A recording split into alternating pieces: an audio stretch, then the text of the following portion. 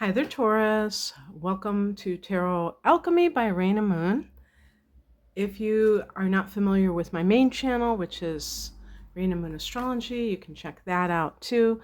That has a lot of astrology, surprisingly enough, but it does have some tarot as well. And if you are somebody from my main channel, thanks for following me here. This is going to be a love reading for people in relationships. Well, I should call it just like a relationship reading because some people may be questioning whether they still love someone. And I do different types of love readings because there are different types of dynamic situations that are present. And did I say that this is for July 2025? That would have been a very important detail. So let's see what's going on here. The heart of the matter is the Eight of Pentacles. In love, how I interpret this card, or in relationships, is somebody that is really trying on their end to make something work. So Taurus, that could be you, that you are really trying to make something work without realizing that it takes two. So if you are in a situation where you feel like you're doing a lot of the heavy lifting and it hasn't seemed to make the relationship thrive, and maybe the relationship has continued to go downhill, it's a really good question to ask, like, why? Why are you doing that? Because if you really do some deep self-inquiry, you will find, I think, a lot of times that you're doing it because you accept responsibility for everything. And even if a relationship is incompatible, or if the other person is not treating you how you deserve, you might blame yourself. You might think, well, if I do this, if I just do extra, it's going to make it work. And it's really important not to be codependent, take responsibility for what other people should be contributing to a relationship. I do think, though, that the Eight of Pentacles, sometimes it could relate to career.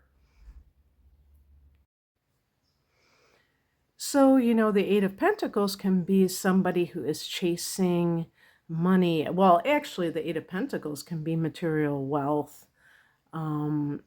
material power through money. And certainly Taurus is connected to money because you rule the second house in astrology. So sometimes that can impact relationships. In the past position, we have the Two of Swords, and this can be that you have been at the horns of a dilemma. Maybe it's like, should you stay in the situation or should you leave? I always look to the illustration of the blindfold as suggesting that the person is in denial over something as they're making a decision, or that it's a false choice, that in other words, it's really not a question of whether the person should stay or go, but it's actually that the person probably needs to move on in their life, but they have a hard time doing so. What crosses you is the Seven of Wands.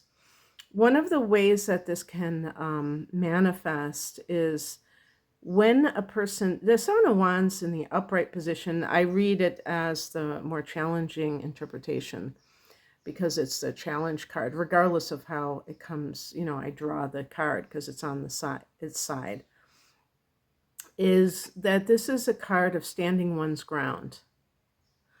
And so when it's in the challenge position, the person um, either they are always on the defensive, so they're always like trying to defend themselves against somebody who might be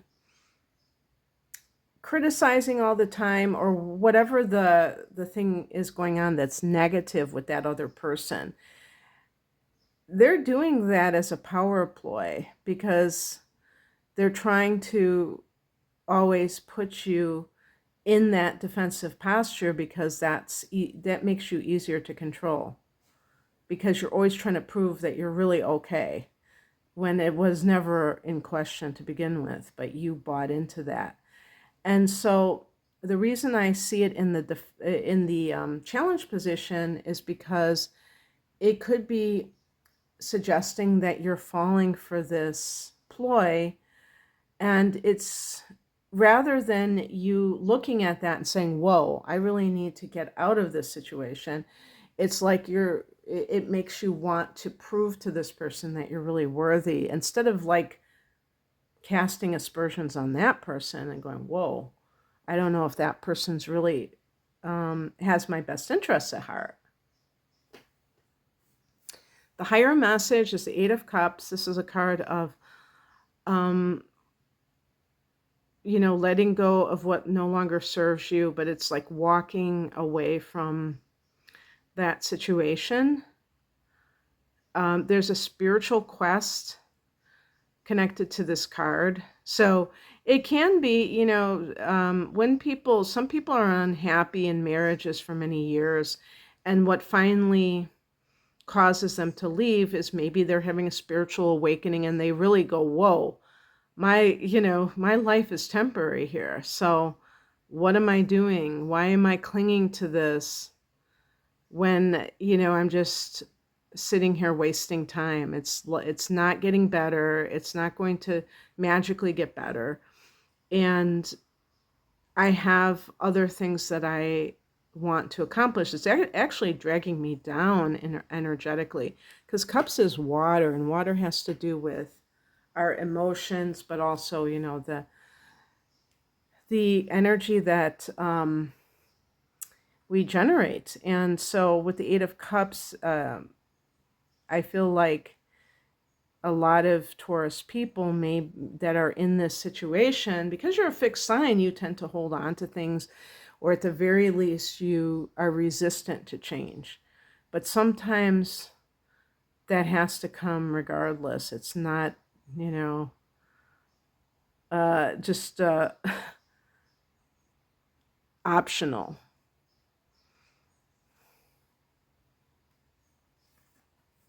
What's coming in is the Three of Swords. As you can tell, this is with love. This is kind of the pain that goes along with rejection. But I think in this particular scenario, because this is kind of you focused, it's about cutting off something cleanly. So if you have been involved in a relationship that is maybe back and forth, you break up and then you get back together, and maybe it's okay for a while and then it gets bad again. This can be like just cutting it off and not looking back, just looking forward. And it may be like kind of painful with that quick cutting action, but then things can get much better over time. The outcome is the Queen of Cups. This is a double water energy, feminine energy. It's the energy of the mother, of the artist, and anything that has to do with creation, the healer. So this is definitely a card of healing. And it kind of like proves to me, and it's under the Eight of Cups, those are both water energies. It proves to me that it's like very nourishing, that when you stand up for yourself, because this is like, in the challenge position, it's like you're not standing up for yourself. And sometimes the way you stand up for yourself the best is just to leave, you know what I mean? is just to get out of there, because you realize that you deserve better, that you can be on your own. It's not a bad thing. It's actually a good thing. So this reading is obviously not going to be for everyone, but I hope that it lands where it needs to land. And if you would like a private reading, I'm primarily an astrologer, but I also do private tarot readings as well. You can find out more information at rainamoonastrology.com. The link is below. Take care. Bye.